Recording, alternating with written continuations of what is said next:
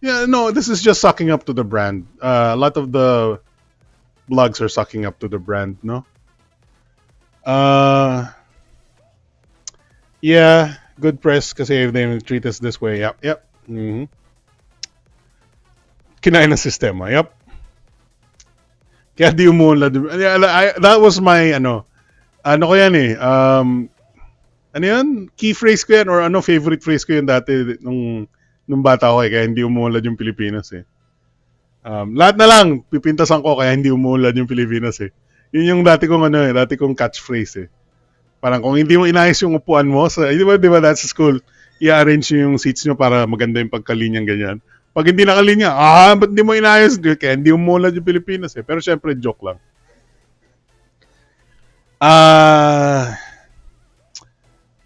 K20 Pro 856, 8256 ka-pressure lang ng Mi 9664. Lilipat na ako sa India. Hindi, ayoko siguro. Sabi ng barkada ko, mahirap kahit tubig. Sa mga talaga, kung nagbisita siya doon because of work. Yung niya, yung place na niya, kahit tubig, medyo mahirap daw eh. Pero hindi naman sobrang rural doon. Talagang may mga lang. Parang Pilipinas din, may sobrang mayaman, sobrang mahirap. Pero yung pagkain, hindi mahirap mag-adjust. Hello kuya, pa-topic po ng 855 Plus. Nga pala yung Snapdragon 855 Plus. Anyway, yan. So, just for your updating information mga kuya, mga ate. Meron pong K20 Pro ngayon sa India, kaka-launch lang po. Congrats po sa India. Congrats to our brethren, no? To our friend in India, no? Congrats to you. Ano na lang tayo? Golf clap na lang tayo. Ay, you have the K20 Pro. You're so good. Anong bibili ng Pilipino ngayon? Wala. Anong bibili yung 855? Ano? Asan? Yung K20 Pro na imported, yung gray market, bibili na lang ako doon. Yun na lang tayo.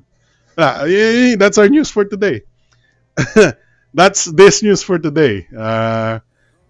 Basically, the Philippines get shafted again. That's that. Rip and peps.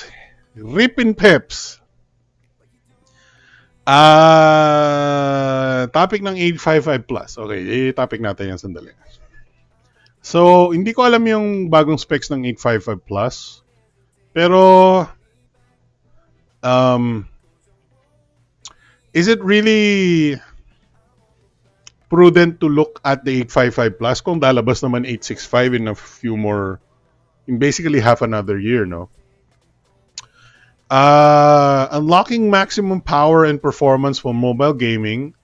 Wala bang video ito para hindi na ako magbasa? Wala bang website wala bang YouTube si Snapdragon?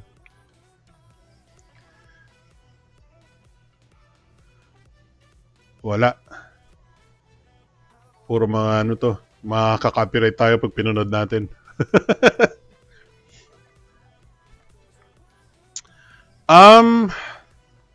Was it really that important to get a faster Snapdragon 855?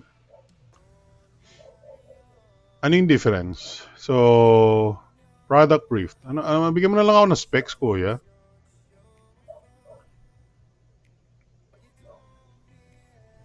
May 5G siya. Wait. May 5G siya? Wait, seryoso? May 5G siya.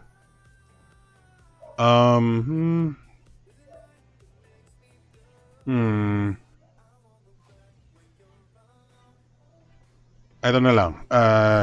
Snapdragon 855 Plus difference between Snapdragon 855.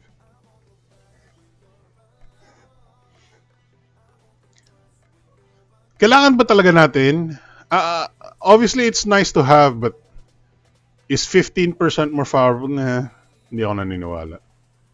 Siguro, kung yung Snapdragon 855 is nasa 350,000 ang tutu, baka nasa mga 370,000 ang tutu.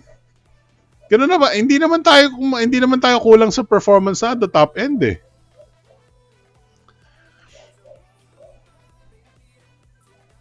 Hindi tayo nagkukulang sa top end performance ng CPU kasi hindi naman ano eh, yung games natin hindi naman ganun ka-demanding sa phones eh.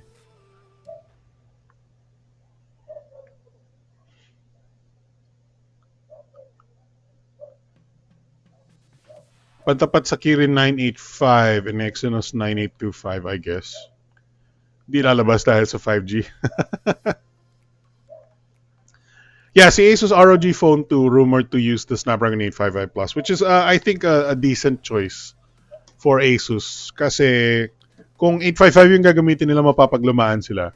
So, this is a sort of good choice for late 2019 launched phones, no?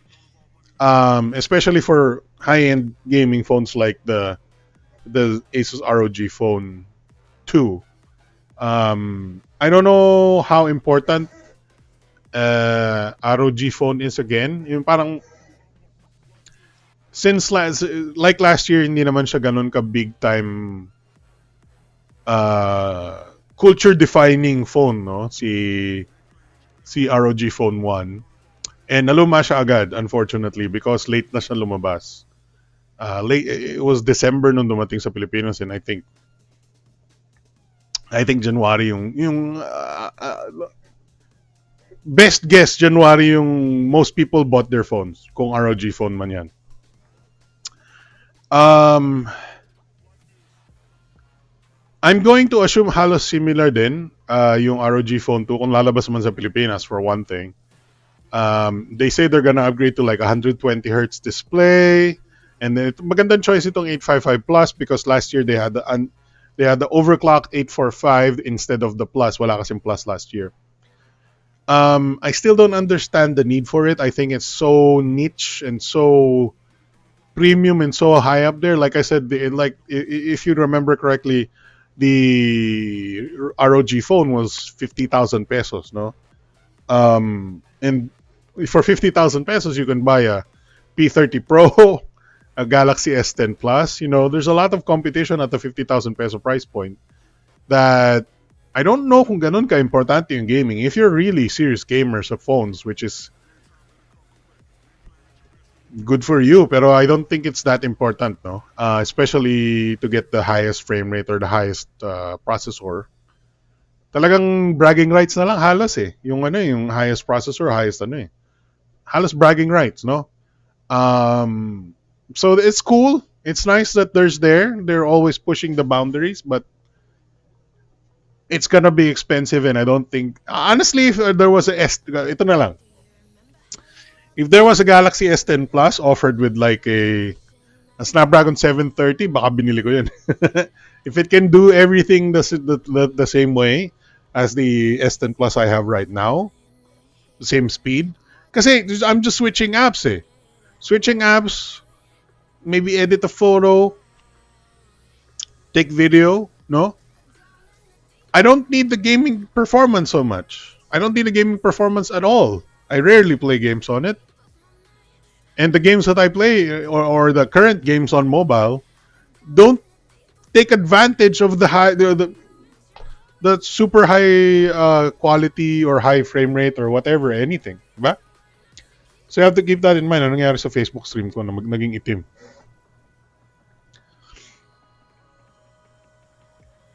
Hindi ko alam kung ano nangyari sa Facebook stream ko naging itim.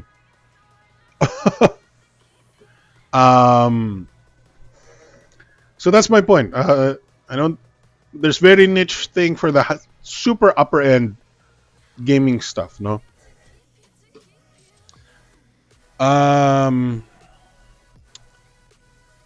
Cherry Mobile Flare, come on, upcoming pa lang yun eh. Pag-uusapan naman natin next week to eh. Request ni Kuya Dimax. Tapos na tayo sa 855 Plus. Black Shark 2 Pro will have that. Pati yung upgraded for Red Magic 3. Emulation lang ng consoles na nagtetest sa ganyang performance. I guess that's true. Pero kaya lang, hindi ko feel talaga yung console emulation because what are you gonna do? You're gonna use a gamepad, no? Malamang. Okay lang. It's not. I don't. Mabagal yung Yugatech website, by the way.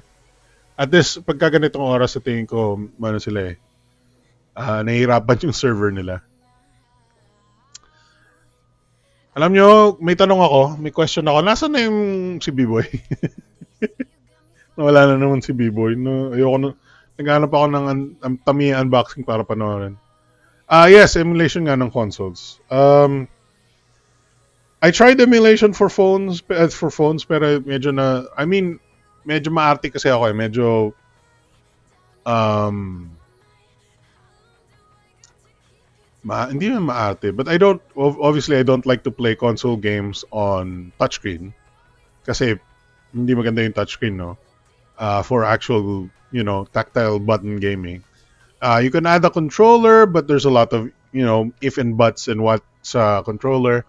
Eventually, you'll reach a point na, okay, medyo manageable na, medyo playable and in a good way na yung game emulator sa thing. But there's a lot of hassle involved as well to download the game, to set up the game and whatnot. To get the right emulator and whatnot. So medyo I try to avoid it lang. This is what I'm saying. All right. Cherry Mobile Flare S8. That's it? Kuya D-Max, there's like 2 paragraphs here. Pag-uusapan natin to, 2 paragraphs? Based on the invitation, the same game that gaming and even dubbed as the game changer. Cherry Mobile said they can expect powerful internals at affordable price. There will be a model with 6 gig RAM and 64 gig. Oh my god, 64 gigs of storage. Wow! Be still my beating heart! 64 gigs of storage!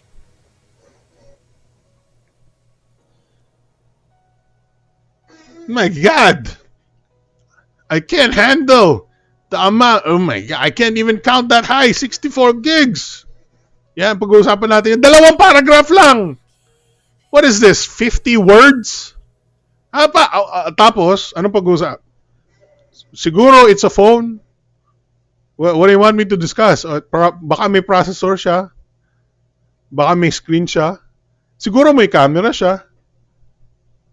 Ano pa? Ano pang gusto niyo pag-usapan? Tungkol sa bagong Galaxy Cherry Mobile.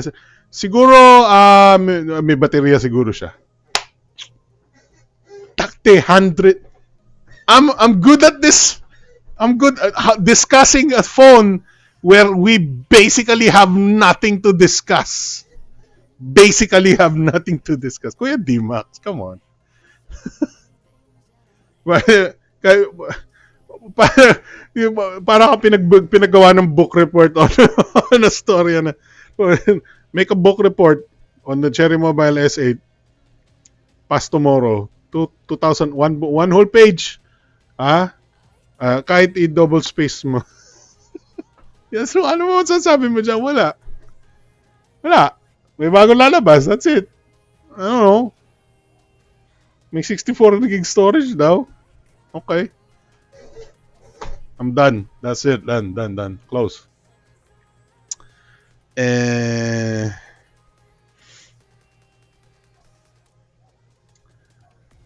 Yeah, mas maganda talaga pag dedicated console.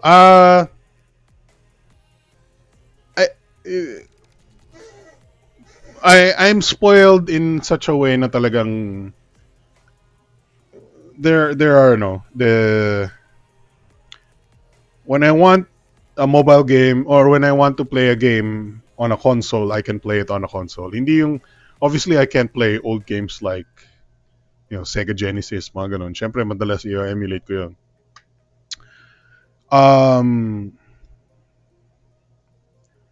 But generally kasi I won't go out of my way to like, I want to play Gunstar Heroes on the Genesis na parang magda-download ako ng emulator, magda-download ako ng ROM, isi-set up ko yung emulator, pati yung controls and everything.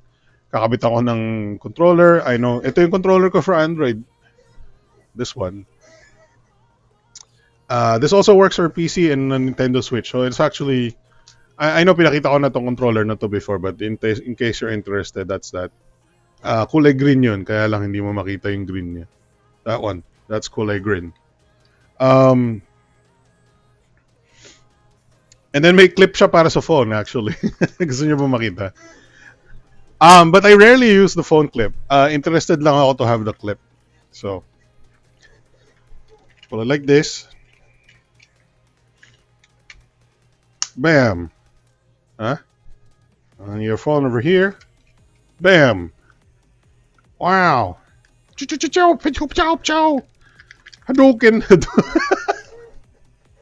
Whenever I do like gaming sounds, I do like Hadouken, Hadouken.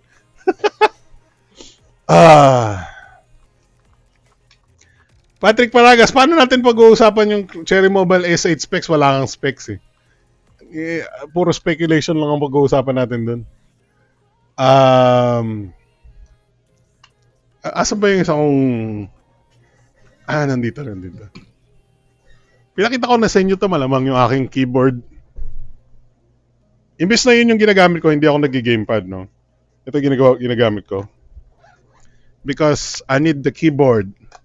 So I modified one of my wireless keyboard things, Bluetooth wireless keyboard things. Is this. So ganyan siya. May ilaw yan, umiilaw yan, no? So nakakonect ngayon siya ngayon sa aking Galaxy. Yan, pwede na ako mag-type. Nag-type sa keyboard ng Galaxy S10. So hindi ko, I don't like I don't use the gamepad, I use the keyboard. Because I like typing stuff on the keyboard, no. It's not the best, but it does the job. But I rarely use the gamepad on the Android because yun na nga, matrabaho lang talaga to set up and then magsasawa ka din eh. Magsasawa ka agad eh. I'm blessed in such a way na yun na nga, meron ako Nintendo Switch and whatnot. Which is also one of our topics today. And I think yun na yung next topic natin. Excuse me. Alright. Nasaan yung aking mouse? Bakit namatay? Yun.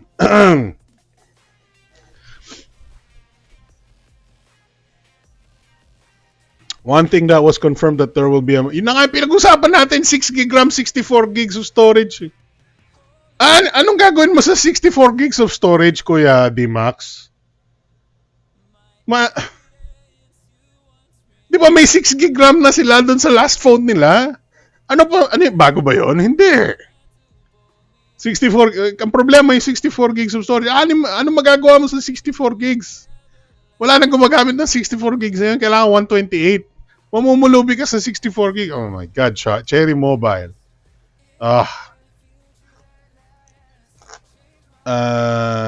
A5S or A10? Ano yung A5S or A10? Hindi ko alam yan. Anyway, pag-usapan natin si Nintendo Switch Lite. Actually, this is gonna be interesting little gadget. Hopefully hindi tayo makopyright. Piplay ko tong video. So, the Nintendo Switch Lite was just announced. Oh no.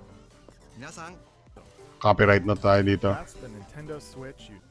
Pakita mo na lang yung console, kuya. Yan. Okay, so Switch Lite will be available in 3 different colors. Gray and turquoise. Turquoise. Now, please take a look at this.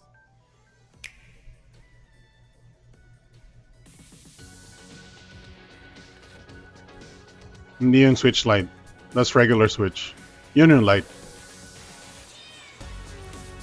So, let's talk about the Nintendo Switch Lite a little bit. So it's a new version of the Nintendo Switch, which is the original Switch was a detachable game console.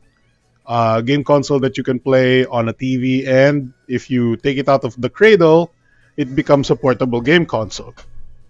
So if I take it out of the cradle, I have a portable game console. Here's my Nintendo Switch, no?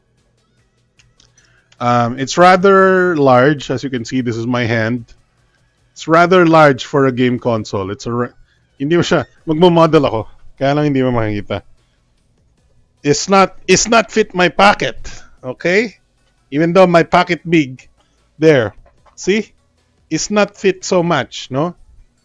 Is somewhat big of a console. And natanggal na naman yung goma ng buwisit na controller. I hate this goma thing. So, it's not a pocketable console as much, no? And now, recently, they just introduced the Nintendo Switch Lite. So, yun yung natatanggal. Yung goma, natatanggal dun. Kakabit ko yan mamaya. So now they launched the Nintendo Switch Lite, which is about $100 cheaper. So the Nintendo Switch is $300. The Switch Lite is $200, $199. So technically, nasa 10,000 pesos ito. This makes it much more palatable to a lot of consumers, I think, at $200, 10,000 pesos. Malapit na to sa sa 3DS, di ba? In 3DS, it's just under 10,000 eh. This competes very, very well with the original mga 3DS, mga DS. And it becomes a much easier, parang Christmas gift thing, no? At $200, 10,000 pesos, mas madali siyang Christmas gift, no? There are limitations to the Nintendo Switch Lite, unfortunately. So, bakit ba puro message held for review? The limitations ng Nintendo Switch Lite is some minor things like obviously hindi na siya pwedeng mag-dock sa console sa TV. So hindi na siya wala siyang dock, hindi na siya pwedeng mag-console sa TV. So sad life. Kung pagdating mo sa bahay gusto mo maglaro ng Nintendo Switch, ang lalaroin mo ganito pa rin. Portable mode pa rin siya. So hindi wala ka ng big screen gaming, no? Hindi na siya pwedeng big screen gaming. So if you want the big screen gaming, you have to buy one of these older ones, no? With the dock and everything. So it's limited as it's a portable only console technically. Portable only console. But it plays all the Nintendo Switch games as long as that Nintendo Switch game supports portable only. So the main thing about games that only are portable only kasi there are games where you have to use the detached controllers. So the original Nintendo Switch has detachable controllers and you may motion controls ito eh. Pwede kang mag-swing ng something or aim ng something and then meron siyang infrared thingamabob na konti lang games gumagamit. So for the most part, the Switch Lite, aside from a few limitations like wala kang detachable controllers, and then wala kang infrared, wala siyang HD rumble, wala siyang motion sensing anything, it's not a bad console at all. Kasi konti lang naman mababawas sa games. You can still play Smash Brothers, you can still play Mario Kart and whatnot. So, no complaint. I think one of the better consoles out there for the handheld generation. And you can see na it's much smaller. The screen is smaller than at like 5.5 inches. I thought nga pwede siyang, it almost looks pocketable enough na. It almost looks pocketable enough for a lot of people. I think it's a great option and hindi yung niya, naging D-pad na yung button niya dito kasi yung D-pad ng regular is hindi siya D-pad, it's just a button pad, no. Reason is because detachable siya, dapat pwede mong pindutin gamitin controller. Too many games, too little time. I know, Ate Nyao. I know. I should. Exactly. I need to start playing finishing. Yung ko nga, yung Steam ko nga meron na akong kinategorize ko na yung games ko sa Steam na parang finished games, unfinished games, or hindi siya unfinished, but parang need to finish games, parang ganun, or things to play. And then meron akong current games. Yung current games ko yung tinatapos ko ngayon. Yung unfinished ko yung susunod ko. Parang ganun. Parang ang lapit na kasi ng price ng sa Switch. That's true though. Not sure why you'd want it over the Switch. Parang konting ipon na lang. That's true. Naintindihan ko if you want the OG Switch though. Obviously the dock, kahit yung dock, mahal na ng dock eh. 4,000 yung SRP ng dock eh. So parang parang yung dock na lang binibili mo eh. Technically, parang yung dock na lang yung binibili mo for the other 300, for the other $100. That makes very huge sense, no? I think the most important thing sa Switch Lite is the pocketability lang. The portability lang. Kasi ako nung nakita ko yung announcement ng Switch Lite, sabi ko, oh my God, thank you. Pwede ko nang, mas madali nang ilagay sa bulsa yung Switch ko. Parang sabi ko lang, bakit kailangan ko ng dalawang Switch? Ang sakit naman. Ang laki na, napaka-ano ko naman.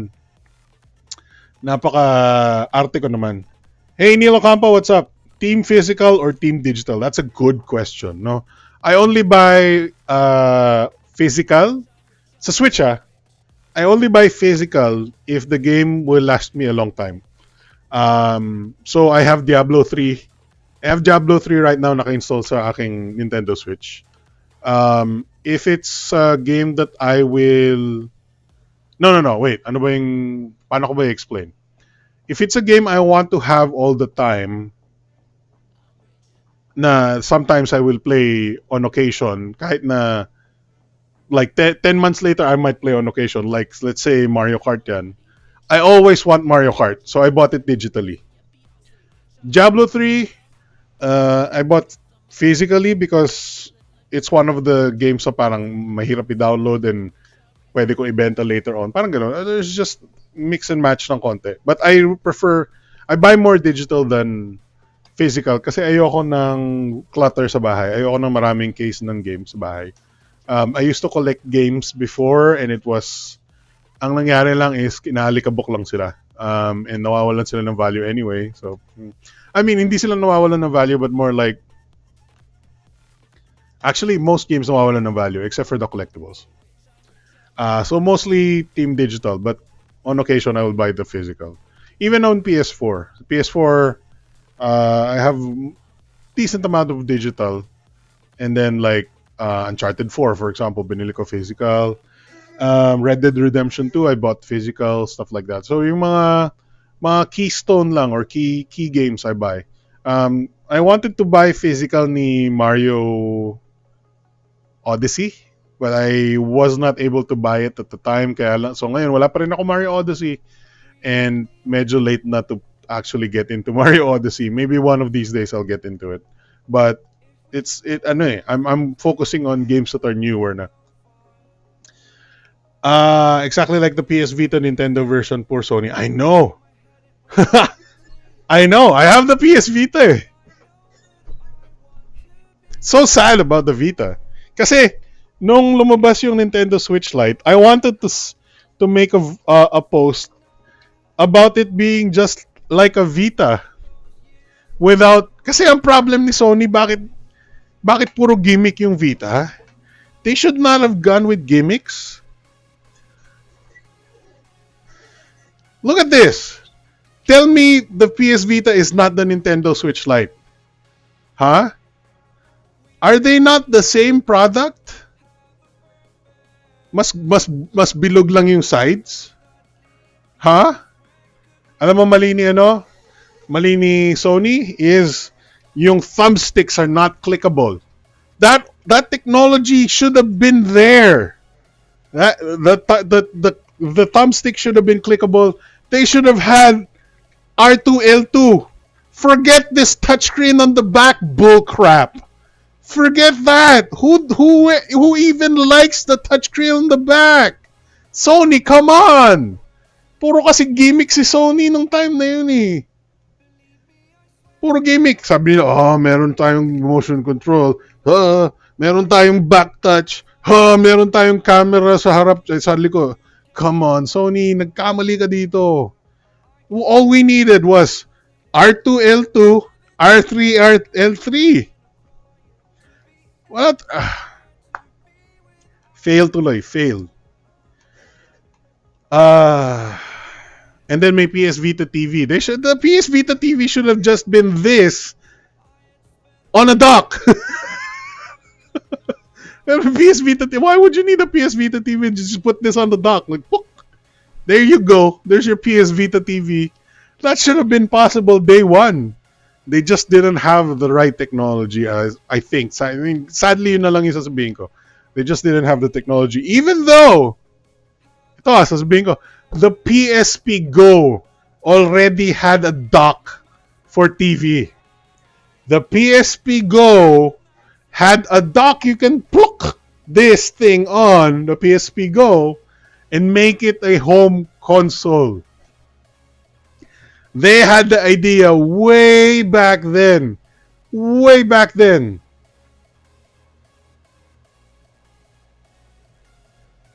Yeah, magkano, ilan ba yung memory ko dito? Ang mahal din ang memory ko dito eh. Nung buwisit na lang proprietary memory crap. I have a 32 gig PS Vita. Mahal nito, ng libo din ito eh. Oh man. Sad life, no? Sad life. This could have been so much better. This could have been the Nintendo Switch. The Sony Switch. The Sony Switch. Imagine. Right? Just give me an R3, L3, and L2, R2. Imagine. Uh, digital na ako clutter kasi I need to con marry. Exactly, yeah. Yeah.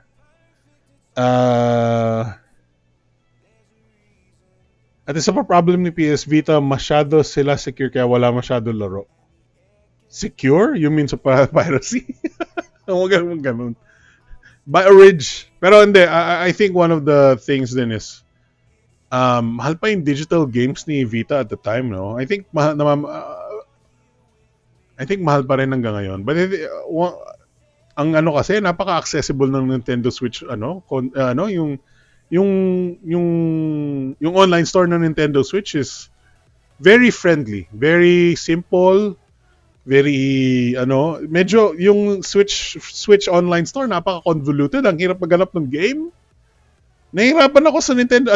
Yung PS Vita store is like so many banners, so many pictures, ang hirap mag-scroll, ang hirap maghanap ng game on the Vita store. It's one of the pain points din siguro. What features do you want to add /C on Switch Lite or Switch Fam in general sa Nintendo eShop? Nintendo eShop, I'd say more customizability lang. Kasi medyo basic siya eh. There's like new releases. Nandun ako lagi sa new releases eh. Yun lang yung tinitingnan ko mostly. Tsaka great deals. Yung meron siyang discounts. So new releases, what's popular, great deals, and then yung discounts and whatnot, and then whole list of games, no?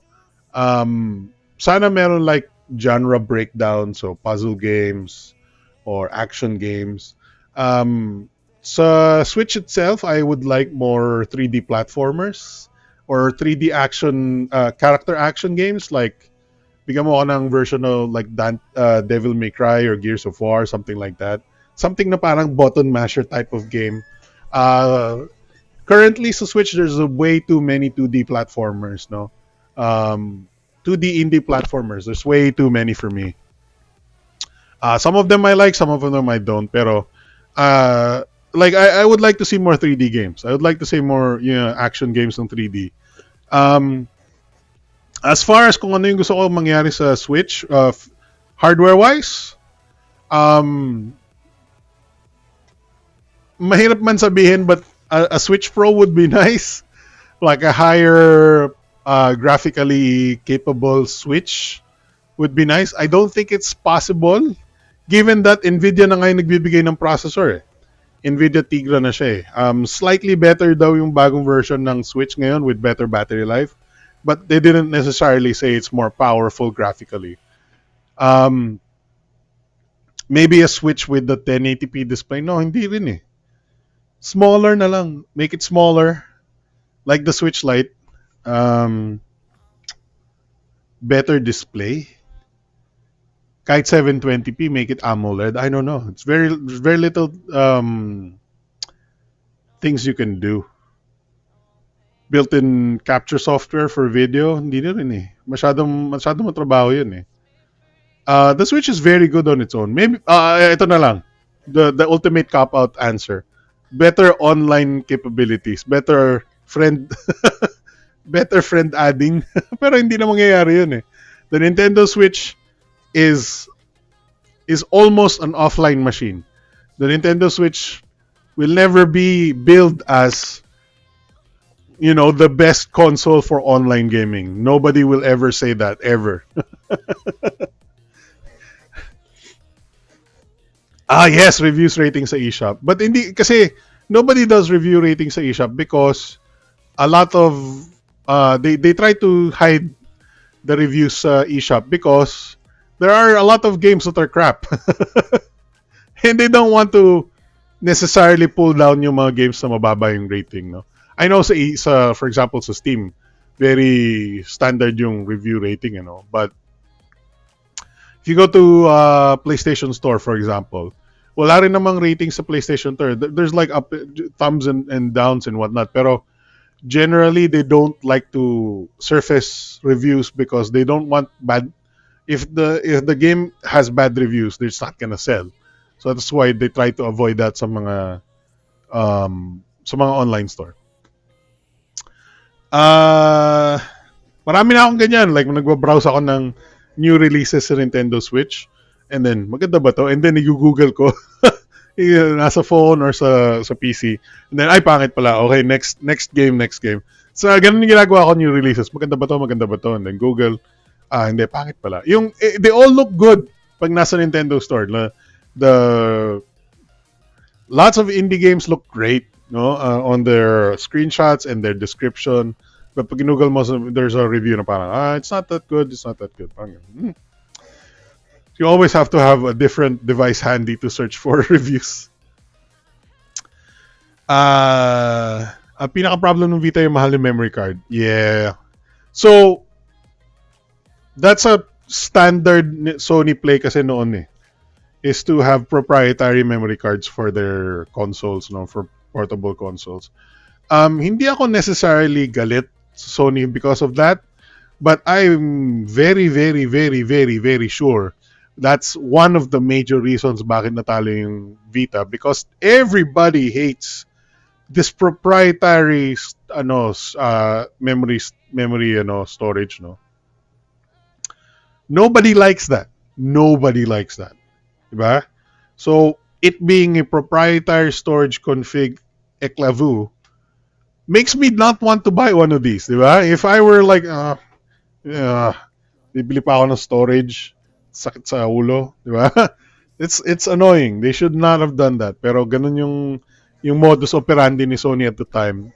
And honestly, I think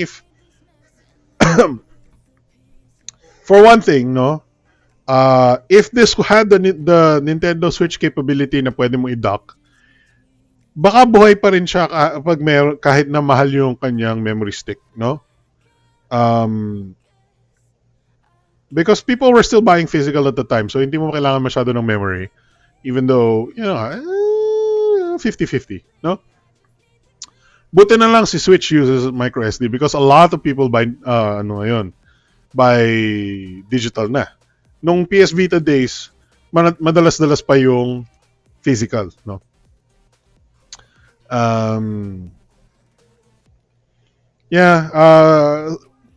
Bad execution lang talaga si Vita. Bad execution.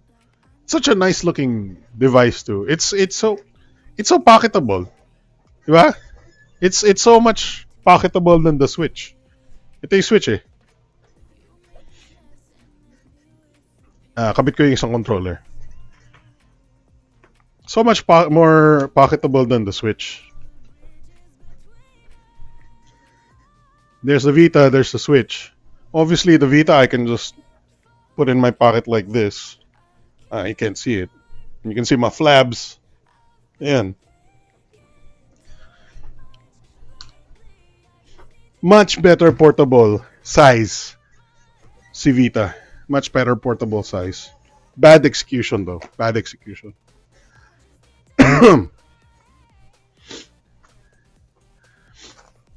Peace, Kuya Alex, sabi ni Kuya D-Max. No problem, Kuya D-Max. Don't worry, I'm just, making jokey jokes.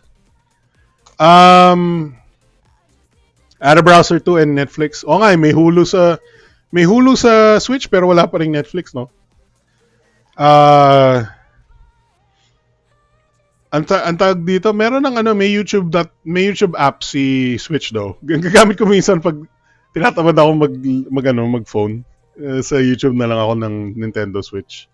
Um, it's okay. The Nintendo Switch YouTube app works okay.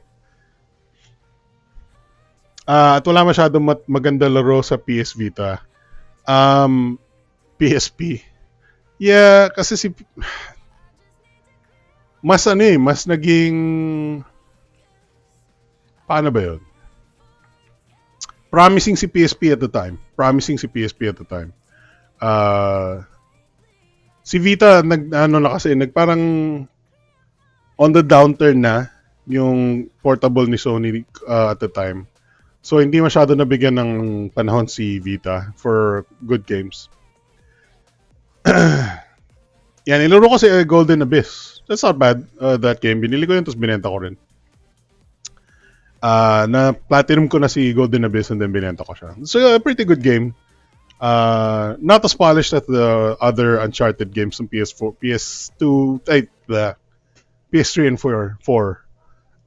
But definitely an Uncharted worth playing pa rin, si Golden Abyss. Cisco ginagamit na lang pang browse yung PS Vita. Wow! Hindi mo siya nababagalan doon. Matindi yun ah. Pero may mga hacking scene si PS Vita if you're... Matrabaho lang kasi yung hacking scene eh. Ang trabaho kasi dami mong gagawin to install stuff, to set up stuff, and hindi rin ganun ka-promising, no? Andiyan naman yung phone mo eh. Sad life. But yeah, I still... I think may buhay... yung there's still a few games that I would like to keep playing on the Vita. Very, very few, but there's a few na still parang worth to keep the Vita for. But honestly, wala na naman pabenta ko to, lugi pa ako eh. So hindi ko na nang ibebenta. Baka ipamana ko na lang somehow. But yeah, the Vita, nice console, bad execution. Promising bad execution. Anyway, that's the Nintendo Switch Lite.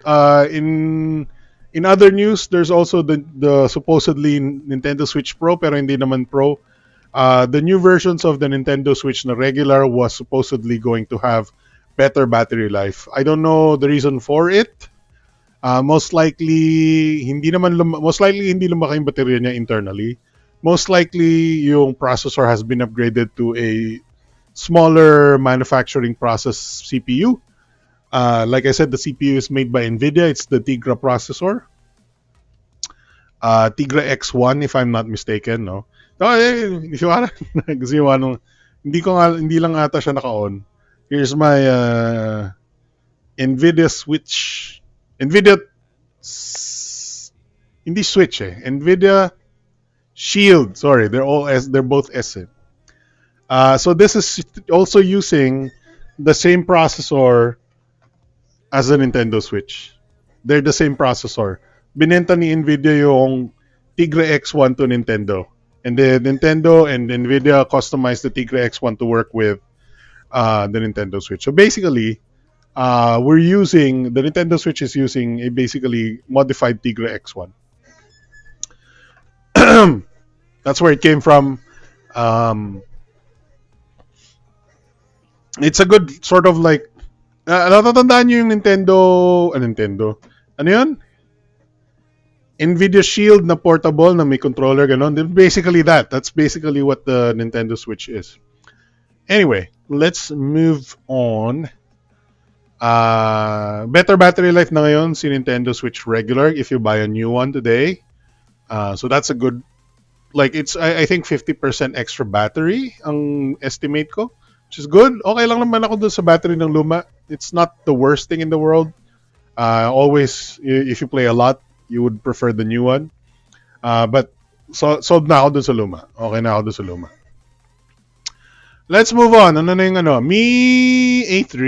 Let's move to the Mi A3. And I think that would be our last topic, maybe? Asan ba yung aking list of topics? Tingnan natin. K20 Pro, Nokia phones, and Switch Lite. Yung MediaTek Gaming G90. Hanapin natin yun.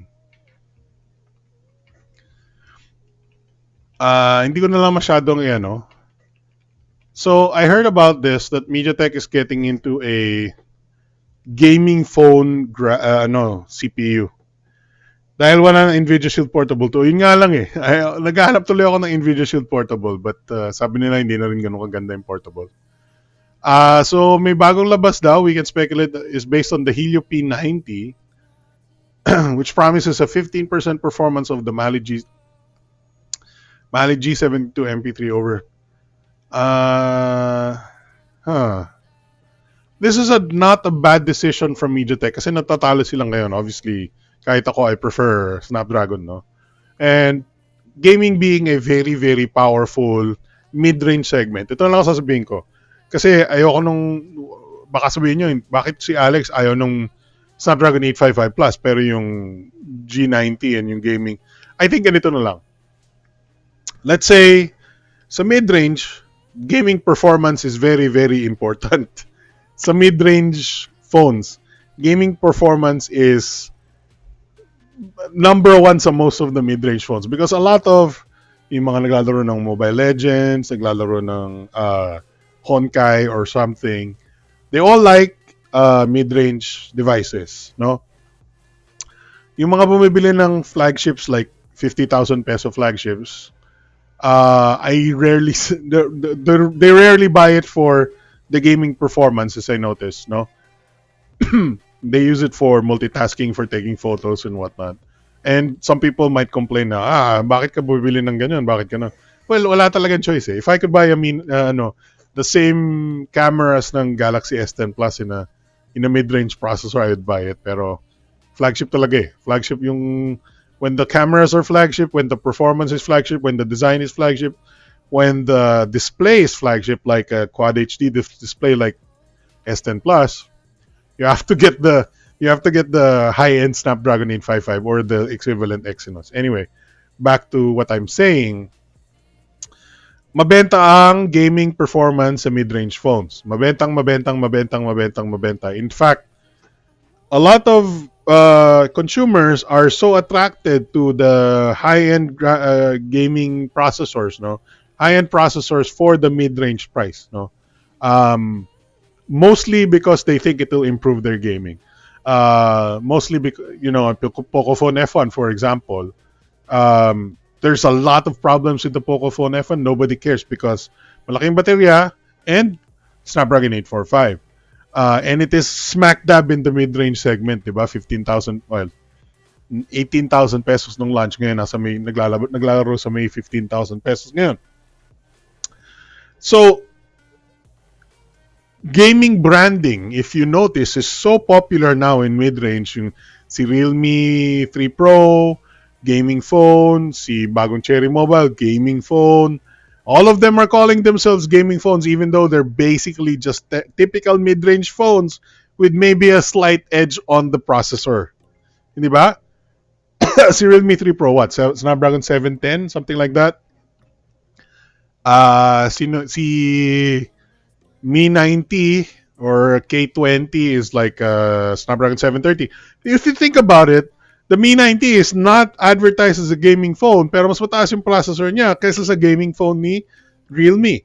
Like, the marketing there is important. The gaming phone aspect.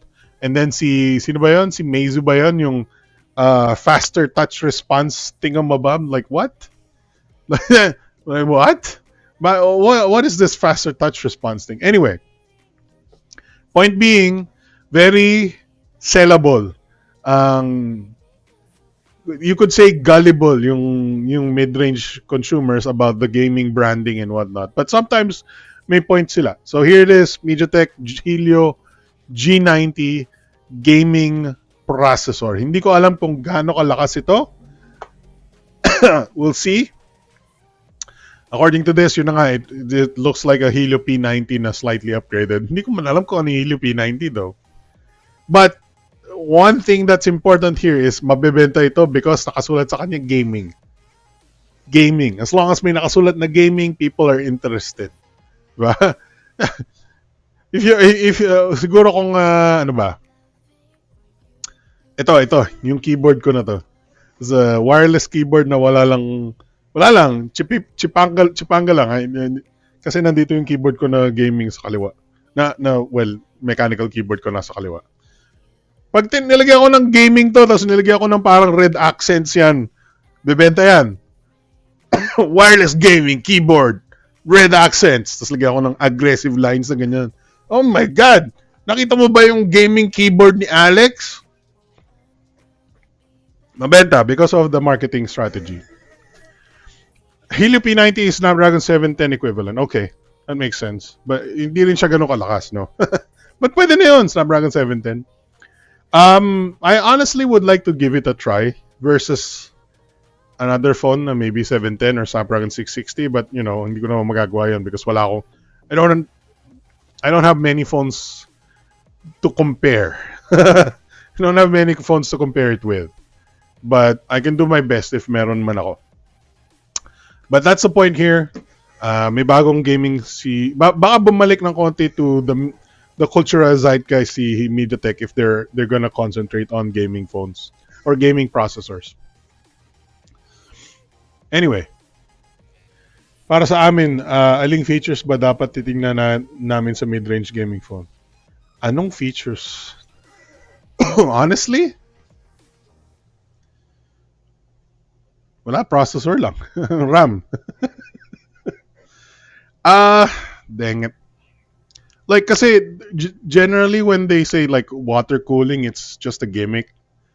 But there's a little bit of extra help when the cooling is better. A little bit of extra help.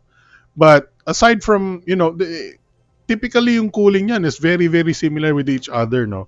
When they say vapor chamber, and if it's a real vapor chamber, it's just slightly better than not vapor chamber. Slightly better. So if you can get a vapor chamber cooling system versus a non-vapor chamber cooling system, go for the vapor chamber. But honestly, I have to say, if it's a vapor chamber cooling system but the phone itself is crap, diba? If it is like malaki yung bezels, malaki yung notch, di maganda yung camera, would you buy that versus a non-vapor chamber cooling system with better cameras, better build quality, better design, no? So, I would go with the better cameras, better build quality, better design because they're basically like siguro malaki na yung 3, 4, 5 FPS difference out of 60 or 30 siguro. Malaki na siguro yung 10% frames per second difference, no? 20, let's call it 10 to 15% difference in frames per second. Ako mas gugustuhin ko yung better design, better cameras. There's a problem with the gaming phones being always so tacky looking and masyadong gamer looking, masyadong aggressively gamer looking na some people might like, but also it's hindi mo maano eh, hindi mo punta ka sa sosyalan na coffee shop, naglawas ka ng gamer phone, baka hindi siya classy dating. So maybe masyado lang akong pa-classy.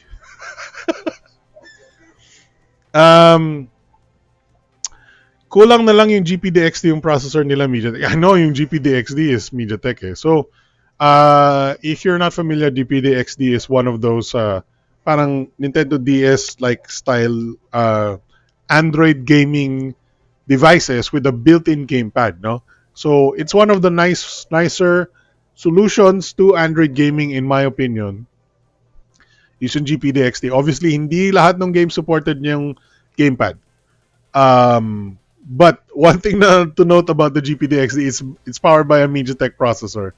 It's not the most powerful processor out there, but it wins over because madali ka mag-emulate. Actually, yung built-in software na siya na puro pirated emulators and stuff. So kung ganun lang din yung hanap mo, medyo madali yun. Pirated emulators and stuff. Some of the emulators are, if you're going for like PPPSP or something, baka mahirapan ka na. Mahirapan na yung MediaTek. But as for medyo plug-and-play-ish device yun, GPD-XD.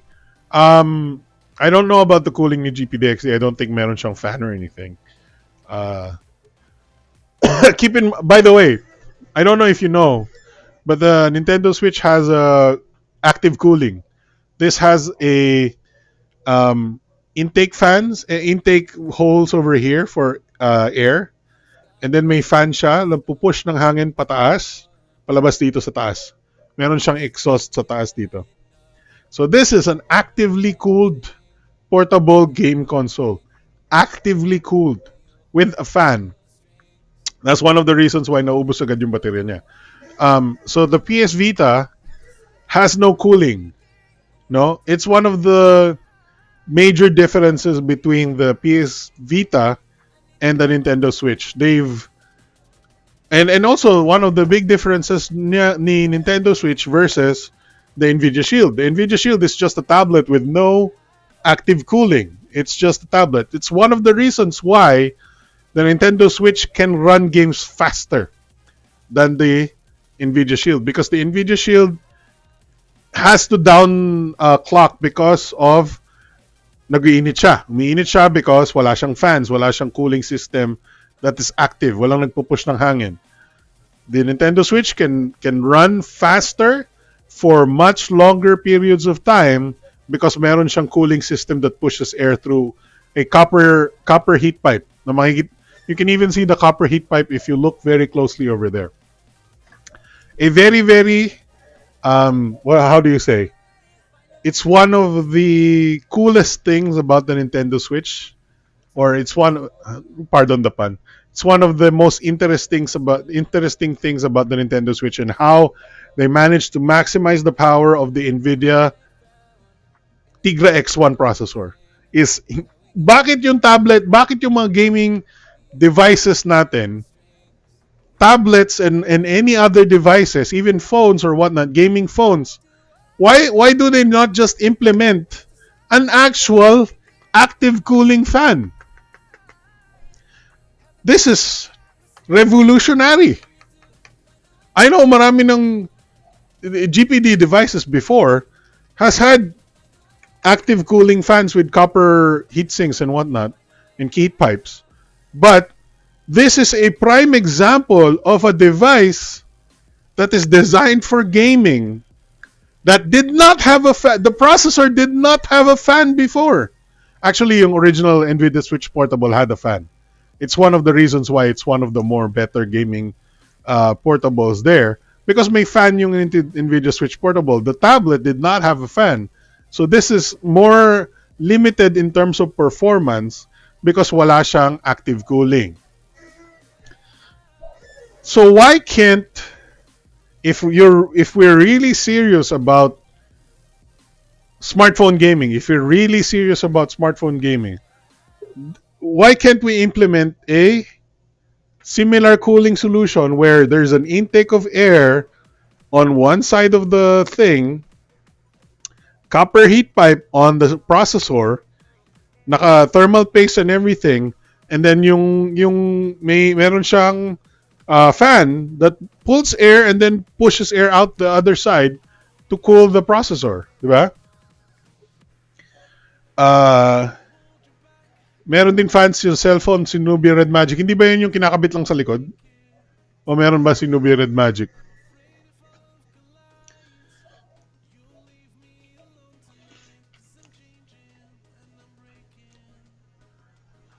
May built-in ba siya? Wala ito. Meron ba to? Active liquid cooling with turbo fan. Okay. Built-in? Oh, wow. Really? Ah, there we go. See, now we're talking. Now we're talking.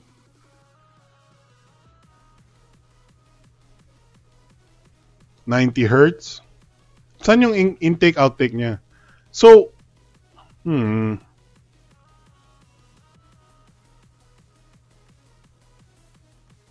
siguro nasa taas yung parang top and bottom siguro intake and exhaust. Huh. Interesting.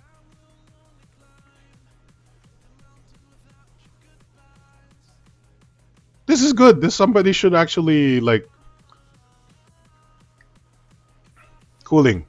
People should talk about this phone more kung ganun. Active cooling, that's nice. That's cool. But pun intended. Very interesting. I don't know how good the phone is itself. Magkano ba siya? That's not bad. Wait, what? 479 lang siya? Wow, wait a minute. Saan nakakabili nito?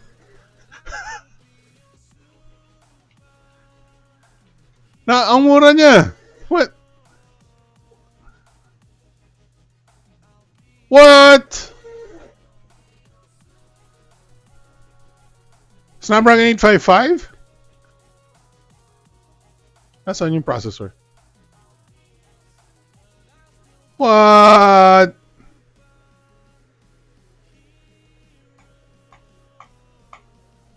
What? Sana ilabas sa Pilipinas ng official. Kasi may Nubia sa Pilipinas dati. Sa Lazada yung dati nagdadala ng Nubia eh.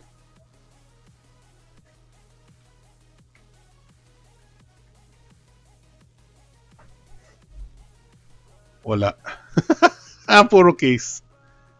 Bakit mo lalagyan ng case? Tatakpan mo yung yung intake out exhaust niya. What the heck? That's bad, dude. Hindi may butas ba? Huh? No. Parang tinatakpan niya eh. Saan yung intake? Yung mga dots ba sa ibabaw yung intake? Hindi, no? Saan yung intake? Huh. Weird. Huh. Okay, anyway. Interesting. Worth checking out. Hindi lang siya popular sa Pilipinas, no, yung si Nubia. Zand, yeah. Si Zand nga meron. Tingnan natin si Zand. Zund.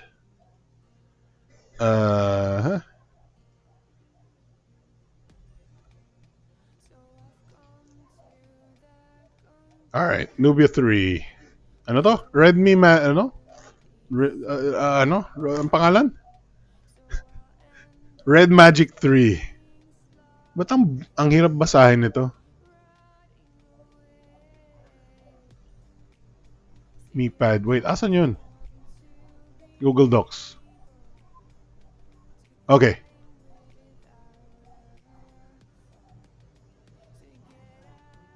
Sakit naman sa mata nito. Bakit ganun? Red Magic. Wala eh. Walang Red Magic. Iba siguro. Nasaan yung Red Magic?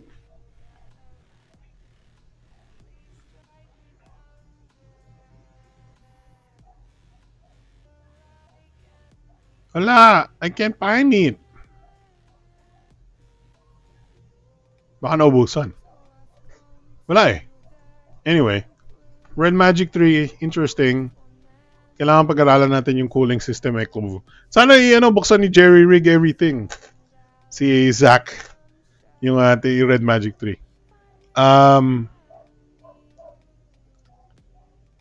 Intake and outtake niya is sa baba ng fingerprint and sa side ng phone. I see. Kuya, Shandy yung pronounce ng Shundi? Shundi? Parang ano yun sa shin mo? Sholandi. Anyway. 22.5K? Sorry, hindi ko nakita.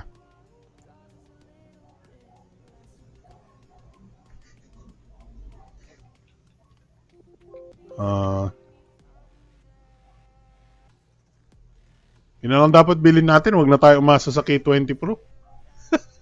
Nasaan yun? Nubia Magic 3. Ito ba yun? Bakit Nubia Magic 3 hindi Red Magic 3, no? Ito ba yun? So, this is it. That's a very good choice. Dito ka na lang sa 820, 8128, 24.5 kesa doon sa... Sa bagay, may 2,000 pesos din, no? Malaki din yung difference. Actually, pwede na yung 22.5. May micro SD ba yung Nubia? Red Magic.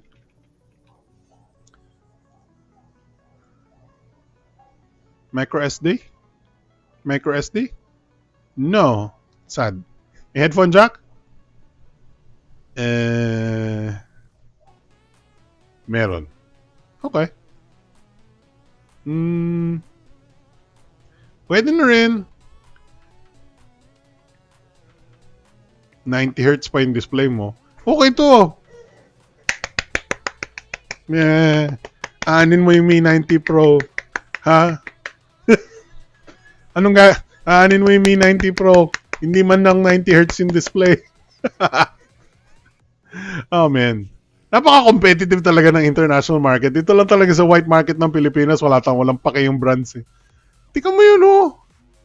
Grabe. 90 Hz display for 22.5? Wow. Nabuksan na ni Jerry? Okay. Hindi talaga ako updated. Wala pa siyang bezel. Ito yung walang bezel, no? Ito yung manipis lang yung sa taas at saka baba. Tika nga. Wala ba website to? Na-curious tuloy ako. Wala bang website si Nubia? Pang noobs kasi. Pang mga noobs si Nubia eh. Kaya nga Nubia eh.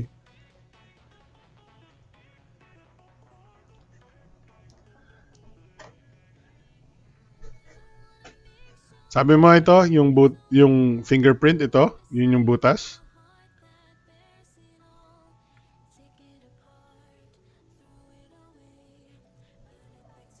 Probably better camera sa K20 Pro, malamang. Kasi tatlo yung cameras eh, may telephoto pa tsaka ano eh, may ultra wide eh.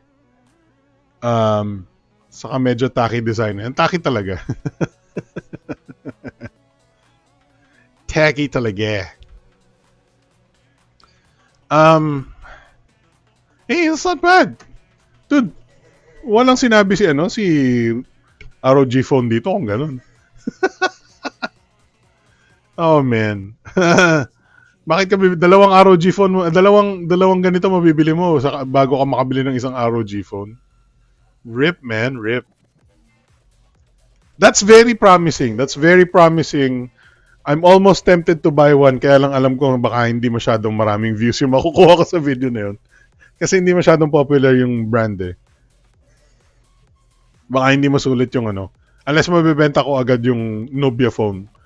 Na marirecoup ko yung ginastos ko sa kanya. Pero feeling ko, kahit gawan ko ng review to, konti lang yung views. Curious pa rin ako. But, yun na nga, baka konti lang yung views. Tingnan natin. Bigyan ko kayo ng, maiba tayo. Hindi tayo full on topics, no? Para makita nyo ng konti yung paisipan.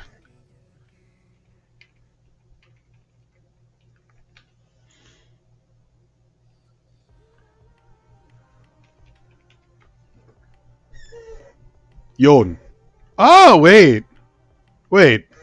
United States. Wait, worldwide natin, worldwide. Okay, so the most popular worldwide phone out of the three is the K20 Pro. Yan siya, yung kulay blue. The second most popular is Mi 90 Pro, even though parang weird, parang hindi naman. And the second most popular, yung third most popular supposedly is, hindi, mas popular si Red Magic 3. Hindi siya tama yung rank. So, number 2 si Red Magic 3. And number 3 si Mi 90. Wala talaga Mi 90 Pro. Pilipinas lang yung may pakialam sa Mi 90 Pro. Asan yan? Mi 90 Pro. Spain, Austria, Czech, Switzerland, Germany. Okay, fine. Wala. Kahit Pilipino, walang pakialam sa Mi 90 Pro.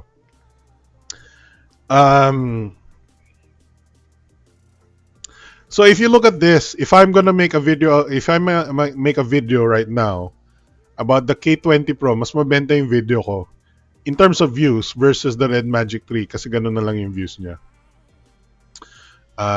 Let's do this month. Past 90 days. Yan. Ah, ganun yung difference in terms of traffic na pwede mo makuha if you cover a certain phone, no? Um, lagay natin.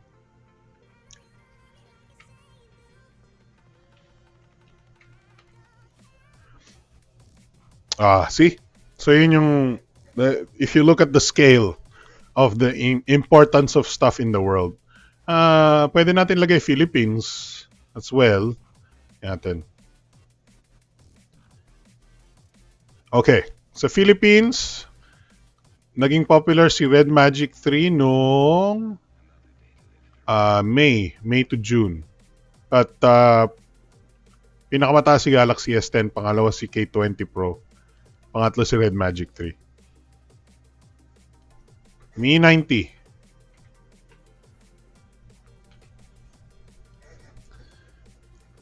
Oh, yan si Mi 90. Medyo mataas kasi well, malakas yung push ni Xiaomi. Um, sa Cagayan Valley.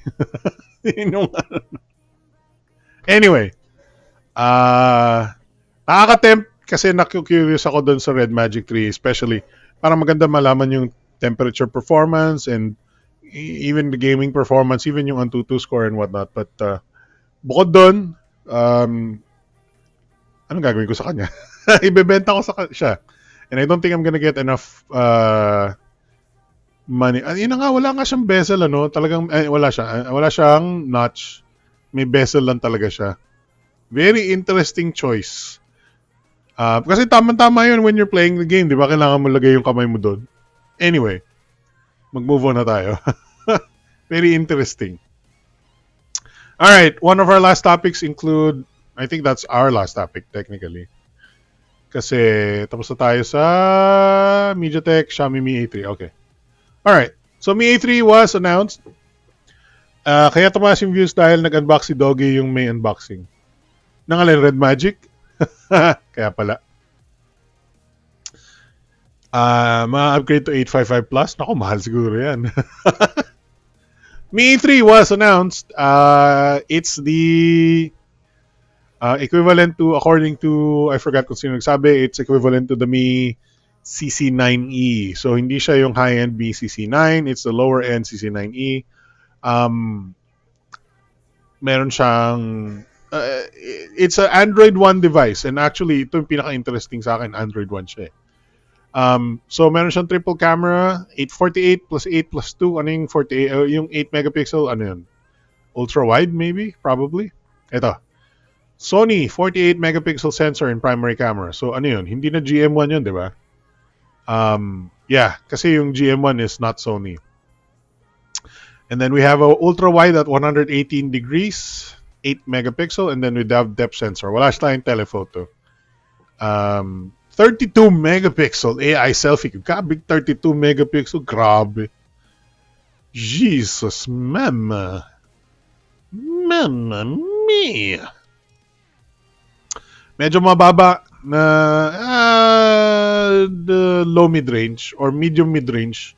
Kasi yung top mid-range is 710, 730, di ba? So 665 is slightly better than 660, which is parang early 2019 type of processor yung 660. So mas madalas ng konti sa 660. Snapdragon 665. In-screen fingerprint sensor, hindi ko alam kung anong technology nila, kung optical or whatnot, kung gaano kabilis.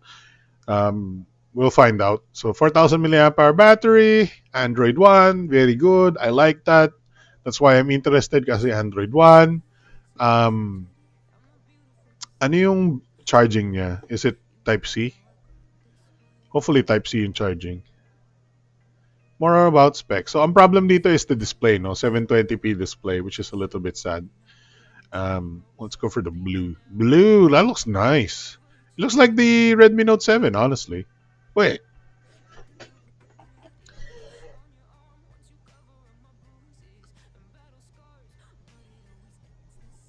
It looks like that. It looks like this. Tinatanggal ko yung case. Ayaw matanggal. Yan.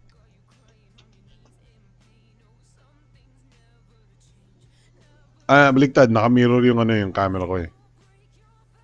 It looks like this, na may konting liney lines. Wala nang fingerprint, no? That's the thing. Walang rear fingerprint like the Redmi Note 7. So, no fingerprint sa likod. But the bezels and the display,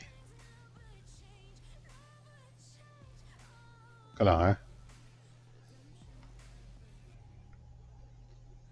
it's similar, but then again, this is 1080p display.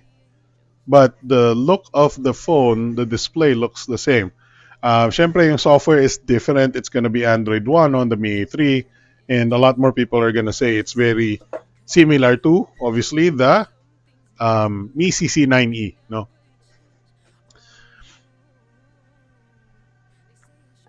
Yung pangalan ng color options. Kind of gray, not just blue, more than white. Parang ginagaya nila si Google sa pangalan ng colors.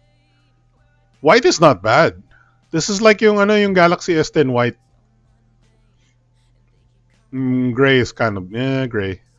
Yung parang pearlescent white ito eh. That's nice. And not just blue. Obviously, very standard na yung blue ngayon. So it looks like Snapdragon 665, 4 gig 64 or 4 gig 128 with micro SD. And we have 4,000 milliamp hour battery, 18 watt fast charge, Type C charging, good. May headphone jack ito. Headphone jack. May infrared ito? Weh. Oh, that's good. May IR blaster. Wait, totoo ba yun? And headphone jack. Nasaan yung headphone jack? Yes, may headphone jack. Okay, good. Good. IR blaster, ba't di mo in-advertise yung IR blaster mo? Grabe yung 32 megapixel AI selfie. Diyos ko naman, megapixel pa mo. Wow. In-screen fingerprint, face unlock, 6.088 AMOLED. So that's a nice one. AMOLED siya, hindi siya LCD or IPS or whatever. USB 3.5 millimeter headphone port. There we go. IR blaster, definitely nice, nice. So that's the Mi A3. So ang problema lang nito is the 720p display. Nasaan yung display? It's 1560 by 720. Bitin yung resolution ng display, no? So the estimated price is 249 euros for the 664. Ang sakit nun ah.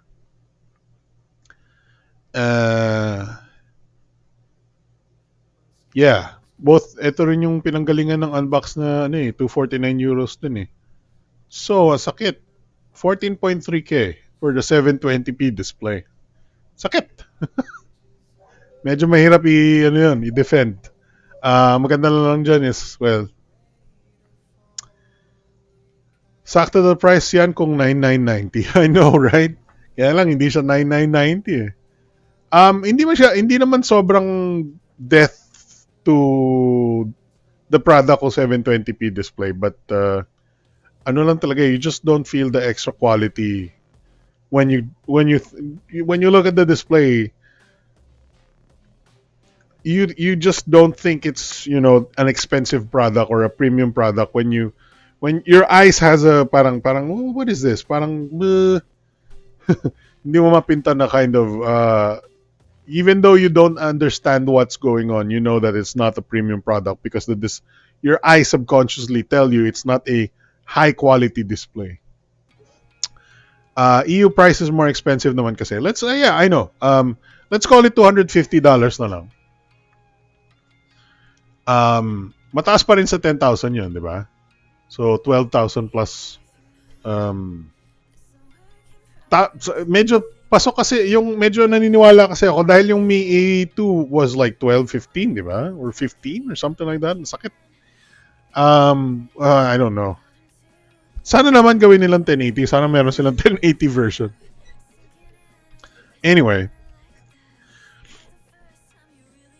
Unless maglabas sila ng Mi A3 Pro. O nga, no? Mi A3 Pro. Diyos ko, ang hirap ng mga pangalan ngayon. May Pro lagi. And may Plus. And may dot 1 or dot 2. Also read. Also read K20 K20 Pro launch in India, starting price 21,999. rubbing rubbing the salt in our face. Magkano sabi dito? The Pro is comes from a price of ano? Ha, mali yung ano niya, tinype niya dito. Bakit 25 na? Ba't nagmura dito? Eh? Akala ko ba 27.99? Wait. Kailangan natin i-check to. Ayun, tama naman ah. Tama pala yung puro typo siya. Kasi pag binasa mo dito, K20 Pro launch in India and the price is at 27.99, 999. Tama yung price niya. Pag binasa mo naman dito, unang-una, yung Pro niya, nagkamali siya, baliktad. So, 3099 yung nalagay niya dun sa low-end variant. 2599 yung high-end variant. Mali, baliktad. So, dapat 27,999 to dun sa low-end variant, and then tama itong 30,999 sa high-end variant. So, anyway, 20, okay. My point is, malas, ano tayo? Wala tayong K20 Pro. Rip the Philippines. Rip the Philippines. Wawad naman tayo. Anyway, I will call that our show for today. Mi 90. Ayoko niyan. Gusto ko ng Pro. Asan yung Pro? Wala. Nasa ano tayo? International ata tayo eh. Eh no, tingnan mo mabuti. International to ha. Mi.com/global. Wala sila nung Mi 90 Pro. Kasama tayo dito. Kasama tayo dito sa ano. Sa pinagtatawanan ng mundo. Ay, nako. Anyway, sad life the Philippines. Welcome to the Philippines, where we don't deserve brand new Nokia phones. We get 1-year-old Nokia phones, and we don't deserve Mi 90 Pro or K20 Pro. We just get the mid-range Snapdragon 730 version with only 64 gigs of storage because apparently hindi tayo nag-install ng games. Anyway, that's it for our show. Alex from technoclass.com. That ends our big time show for today. Very, very interesting week. Lumalabas talaga na hindi tayo pinapansin ng brands. Walang paki sa atin. Walang paki sa atin si Xiaomi. As long as ewan ko. Anyway, that's it for our show. Tama-tama, it's 12 a.m. Well, thank you very much for watching. That's it for the Big Time Show for July 20, 2019. Malapit na mag-August. Malapit na magkaroon ng Galaxy Note 10. Tignan natin kung ano mangyayari sa Galaxy Note 10. I'm Alex from technoclass.com. Thanks for watching. See you next time. Bye!